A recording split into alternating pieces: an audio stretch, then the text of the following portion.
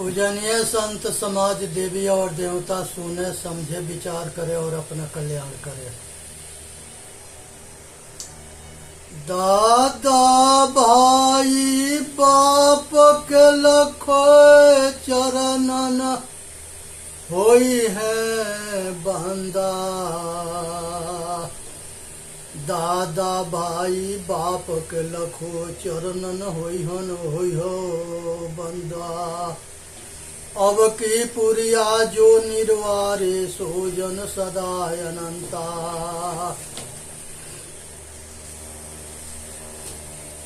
पूजनीय संत समाज देवी और देवता सुने समझे विचार करे और अपना कल्याण करे। ये संसार के अंदर जो है मनुष्य सबसे श्रेष्ठ जोनी है। मनुष्य के ऊपर कोई जोनी ना है। संसार में जितने देवी देवता हुए सब मनुष्य थे। यहाँ आने के जन्म लेने के बाद ही अपने कर्म से महान बने, इंसान बने, भगवान बने, शैतान बने, सब कुछ यहाँ अपने कर्म से मनुष्य बनता है। शकल एक जैसा होता है, अकल अलग अलग होता है।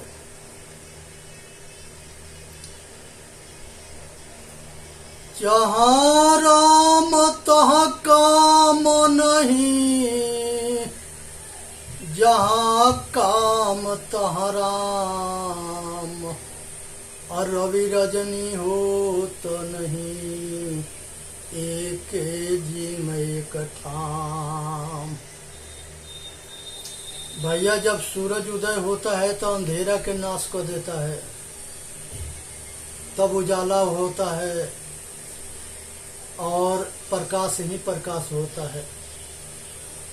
उसी तरह से जो है मनुष्य के हृदय के अंदर जहाँ काम होता है वहाँ बंधन होता है, दुख होता है। जहाँ राम होता है वहाँ आत्मज्ञान होता है, विवेक होता है, वैराग होता है और सारे अज्ञानता के नाश हो जाता है। सतगुरु कबीर साहब परखाते हैं बीजक में। इसलिए इस पर एक कहानी सुनाते हैं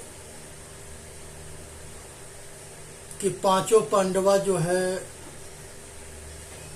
वनवास हुआ था। 12 बरस के वनवास, 1 साल के अज्ञातवास था। उसी बीच में जो है राजा विराट के साला कीचक बहुत शक्तिशाली था। वो कर्ण और भीम के जैसे योद्धा था और उसके आगे उस राज्य में किसी को चलता न था। उसके अंदर कामना जो है, कामना रूपी भूत जो है उसको पकड़ लिया। स्त्री भोग के रोग लग गया और वहां पर जो है पांचों पांडवा जो है गुप्त रूप से रह रहे थे। यहाँ पर जो है द्रौपदी उसकी बहन के जो है सेवादार थी, श्रृंगार करती थी। इसके नजर द्रौपदी पर पड़ा और अपने बहन से कहा कि बहन, ये लड़की के हमारे महल में भेज देना, हम इसको चाहते हैं। बहन समझाने के प्रयत्न किया, लेकिन जब अहंकार खोपड़ी पर चढ़ता है तो वो न किसी के सुनता है न किसी के मानता है। ये अहंकार के पहचान है। उसने जो है, उसकी बहन जो है मजबूर थी, लाचार थी, विवश थी। उसे सलेंद्री के नाम से जाना जाता था विराट के महल में। उसकी बहन कही कि सलेंद्री, आज कीचक के महल में तुम्हारे को जाना है। उसके जो है रंग रूप देख करके इस सलेंद्री भी जान गई थी द्रौपदी कि इसके नेत सही ना है। ये भास हो जाता है। इसने आके भीम से कही कि आज जो है हमारे सम्मान जो है दांव पर लगने वाला है और तुम लोग मुंह दिखाने लायक ना रहोगे। भीम बोले कि किसके मौत आ गया, क्योंकि भीम जो है ये उससे दब नहीं थे। सारी कहानी सलेंदरी बताती है, भीम सुनते हैं और सलेंदरी से कहते हैं कि जाके रानी से कह दो कि हम शाम के जाएंगे। इधर जो है दारू पी करके ये अपने आग में जो है प्रतीक्षा कर रहा था कि आज जो है हमारा प्यास बुझ जाएगा, आज जो है मजा आ जाएगा, आज जिंदगी के आनंद आ जाएगा। इधर भीम जो है सलेंदरी द्वारपति के साड़ी पहिर करके अधूधुरा थोड़ा सा अंधेरा हो गया, उसके पलंग पर जाके लेट जाती है। और ये पूरा दारू पी के धूर्त बना हुआ था, धूर्त, होश आवास ना था इसके। ये जा करके दौड़ करके अब भीम के ऊपर चढ़ गया। भीम जो है उठाई करके पटकना शुरू किया, पीटना शुरू किया और पूछने लगा कि बेटा मजा कैसे आ रहा है, आनंद कैसे आ रहा है। इतने मार मारा कि जो है वो बेहोश हो गया, होश हवास तो दारू पी के खत्म कर लिया था। आवाज इतना पिटाई हो गई कि वो जो है मरने के कगार पर पहुंच गया। और वास्तव में जो है वो जान से मार ही दिया, भीम मर गया कीचक। सुबेरे जो है हल्ला हो गया कि कीचक मर गया। ये सारे कौरव दल घबरा गए कि कीचक के जो है मारने वाला नहीं तो भीम है, नहीं तो कृष्ण है और नहीं तो कर्ण है, इसके अलावा कोई उसको मार नहीं सकता। ये वीरों से धरती खाली नहीं, संसार में एक से बढ़ के एक हुए हैं। इसलिए आज जरूरत है कि ये संसार के सभी जो है एक काम को समझने के, ये काम बहुत बड़ा शत्रु है। इसको भोले बाबा जला दिए थे, बड़ी मुश्किल से रति के प्रार्थना पर इसको जीवन दान भोले बाबा दिए थे। ये तप से इसका विनाश होता है, वैराग से विनाश होता है, साधना से विनाश होता है, और नहीं तो इस सबके मारता है, पटकता है, पतन करता है, विनाश करता है। ये नरक के दरवाजा है जहां से पूरा संसार के सब मनुष्य निकले हैं और जीवन भर उसी के याद में भटकते हैं या मरते हैं और फिर उसी में जाते हैं। कृष्ण भगवान गीता में कहते हैं कि हे अर्जुन, जन्म मरण दुसह दुख होई। जन्म मरण के जैसे दुसह दुख और कुछ ना है, बहुत भयंकर दुख है। माता के गर्भाश में 9 महीना रहना एक घोर नरक है। आज हम अपने को ना जानने की वजह से जन्म मरण के चक्कर में घूम रहे हैं। ये जो है मोह राजा के सेनापति काम है, अब मोह राजा है। ये सब जो है माया के पुत्र हैं। अहंकार बाप है। अब दूसरा नंबर पर क्रोध आता है। ये क्रोध बहुत बड़ा शत्रु है। एक पति पत्नी बड़ी खुशी से अपना परिवार में रह रहे थे।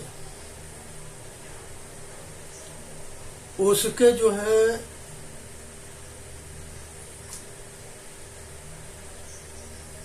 पत्नी जो है अपने पति से कही कि कुछ हमके भी गहना गुड़िया बनवा दो। औरत के साड़ी से, कपड़ा से, वस्त्र से और आभूषण से पेट ना भरता है और सब पहिरती भी ना है, जमा करती है, इकट्ठा करती है। पति के हाथ पर पैसा ना था, उसके गुस्सा आ गया, उसने जो है गाली उली देके 2-4 हाथ मार दिया। पत्नी के गुस्सा आ गया, उसने भी जो है उसके 2-3 बच्चे थे, सबको लेकर के बटोर के और मिट्टी के तेल से भे करके आग लगा के सब बच्चों के लेके जल गई। इस कंडीशन के देख करके पत्नी के मारा था, गांव नगर पड़ोसी सब देखे थे। कुछ गांव वाले जो है पुलिस बुला दिए, पुलिस आया, उसको बता दिया कि यही मार पीट गया था, यही आग लगा के जला दिया। उसके आदमी जो है आग नहीं लगाया था, मारा जरूर था, लेकिन उसके जीवन करवास हो गया। बच्चे और औरत सब जो है जल मरे और उसके जीवन करवास हुआ। तो ये जिंदगी के जो है खेल कब शुरू होता है और कब समाप्त होता है, इसको सब नहीं जानते। इसलिए एक क्रोध से बचे। संसार में ये क्रोध सबके सबसे बड़ा शत्रु है और नरक के दरवाजा है। तीसरे नंबर पर मद होता है, अभिमान, हमारे जैसा कोई ना है, ना हमारे जैसे धन है, ना बल है, ना विद्या है, ना परिवार है, ना बेटा है, ना औरत है। ये सब कुछ के मद होता है। घमंडे चूर होना।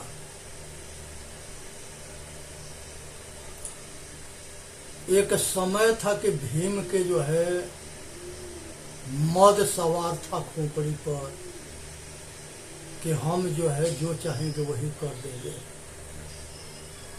संजोग बस जंगल से आ रहे थे, रास्ते में हनुमान जी इनके गरूरता देख करके समझ गए कि तो बड़ा देह ओंठ के चल रहा है, ये समझ रहा है कि दुनिया में हमारे जैसे कोई ना है, इसके गरूर तोड़ना है, अहंकार तोड़ना है। अपना पूंछ फैला दिए। भीम कहे कि ये बंदर, ये पूंछ को हटाओ। हनुमान जी कहे कि हम बूढ़े हो गए हैं, हमारे बस के ना है पूंछ उठाना, इसमें वजन हो गया है। भाई तू ही उठा के साइड करके चले जा। कहे कि तू लांग के नहीं जाएगा, छोटा हो जाएगा। भीम जो है सोचा कि पूंछ उठा करके अब ये बंदर के ऐसे फेंक दे कि ये पाताल लोक में चला जाए, लेकिन पूंछ टस मस ना हुआ। ये कंडीशन के देख करके जो है वो घबरा गया भीम की, भाई ये दुनिया में हमसे बलवान कौन है, इसका ये बंदर की तो पूंछ हमसे नहीं ले रहा है। भीम के अहंकार गल गया और गलने के बाद से वो जो है परेशान हो करके और हाथ जोड़ के पूछते हैं कि भाई आप कौन हो। हनुमान जी कहे कि भीम तुम्हारे अंदर बड़ा अहंकार हो गया था, मद हो गया था कि हमारे जैसे बलवान दुनिया में कोई ना है, और एक बूढ़ा बंदर के पूंछ तुमसे ना उठ रहा है, हमारा परिचय जानोगे? कहे कि हाँ प्रभु आपके परिचय जानेंगे। कहे कि हम तुम्हारा बड़ा भाई हनुमान है। दोनों एक दूसरे के गले लगे और हनुमान जी कहे कि हम तुम्हारे गरुड़ता के इसलिए खत्म कर दिए कि ये गरुड़ जो है संसार में सबके विनाश करता है। धन हो या धन के अहंकार ना हो, बल हो या बल के अहंकार ना हो, विद्या हो या विद्या के अहंकार ना हो, सुंदरता हो सुंदरता के अहंकार ना हो, सब कुछ हो और उसके अहंकार ना हो। ज्ञानी हो, विद्वान हो, शक्तिशाली हो, लेकिन ये सब ज्ञान के, विद्या के, शक्ति के अहंकार ना हो, वही पुरुष शोभायमान होता है। और जिसके अहंकार हो गया धन बल विद्या रूप जवानी, तो वो जो है बेकार जिंदगी हो जाता है। इसलिए समझने की जरूरत है, विचार करने की जरूरत है। ये जो है अहंकार के जो बेटा काम क्रोध और मद, ये तीसरा जो है सेनापति था। चौथा सेनापति है आसुरी संपदा के, उसका नाम जो है लोभ है। एक पंडित जी थे और बहुत विद्वान थे और बनारस से पढ़ के आए थे, और वो गांव में किसी के अपने आगे लगाते न थे, सबसे प्रश्न करते थे और सबके जो है लज्जित करते थे। गांव के यादव जी प्रधान थे, पहलवान थे। एक लाठी उठा के कहे कि पंडित तू सब कुछ जानता है? कहे कि हाँ सब कुछ जानता है। बताओ कि ये लाठी तुम्हारे किस शरीर पर पड़ेगा, किस अंग पर पड़ेगा? हाथ जोड़ के पंडित कहता है कि प्रधान जी आप जीत गए, हम हार गए, हम कुछ नहीं जानते। तो ये इस तरह से काबू में आते हैं, अनंत दुनिया के मूर्ख बनाते रहेंगे। घर पर गए तो पंडिताइन पूछ दी कि पाप के बाप कौन है। ये पंडित जो है पोथा पतरा सब वेद शास्त्र उतारना शुरू किया, कहीं न मिला कि पाप के बाप कौन है। बनारस गया पढ़ने के लिए, कहा पत्नी से कि कल हम फिर बनारस पढ़ने जाएंगे। जहाँ इसके आश्रम था उसी जगह एक वेश्या पाड़ा था, उसी वेश्या भी बाजार में मिल गई। शाम के मौसम था, दोनों के जानते थे। वेश्या पूछी कि पंडित तुम परेशान लग रहे हो, क्या बात है? पंडित जो है स्वभाव के सच्चा था, इसने बता दिया कि हाँ हम परेशान हैं, हमारी बीवी पूछी है कि पाप के बाप कौन है। कहे कि इतना तो हम ही बता देंगे, और कहीं भटकने की जरूरत नहीं है। वो पंडित के लेकर के अपने आश्रम पर चली गई, वेश्यापाड़ा में अपने कोठा पर ले गई। पंडित के जो है 500 रुपया दी, नाश्ता दी, भोजन कराई। पंडित देखा कि कौन देखता है, अपना नाश्ता किया, खाना खाया, 500 रुपया और दिया। कहा कि पंडित जी यहीं सो जाओ, थोड़ा हमारा शरीर दबा दो। पंडित जो है सोचा कि यहाँ कौन देखता है, पैसा तो मिल ही रहा है। वो सारा कपड़ा हटा दी और उसको ये देह दबाना पंडित शुरू किया। ये पंडित के खोपड़ी पर काम रूप भूत सवार हो गया। जब काम रूपी भूत सवार हो गया तब पंडित जो है अपने सारे हौद पार करके डुबकी लगा लिया। दूसरे दिन नहा धोआ करके और कपड़ा बदल करके टीका फंदा करके पंडित बन करके माला जाला सब पहिर के चोटा चोटी रख करके और पंडित आ गया वेश्या के पास। कहा कि वेश्या तुमने हमारे प्रश्न के उत्तर ना दिया। कहे कि पंडित हमने तो तुमको जो है वो कुआं में से स्नान भी करा दिया। पंडित कहा कि हम समझे नहीं। कहे कि लोभ जो है पाप के बाप है। जैसे जैसे हम कहती गई वैसे वैसे तुम करते गए। क्यों लोभित हो? हमारा पैसा सब काम कराता रहा और तुम अपने सारे हद पार करते रहे। पंडित के अकल ठिकाने लग गया। ये बात जो है पंडितन में पता हुआ।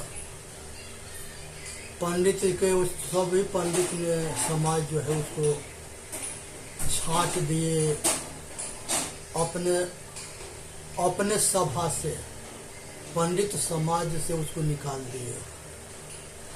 वो हाथ गोड़ जोड़ता रहा, किसी ने उसको सुना नहीं।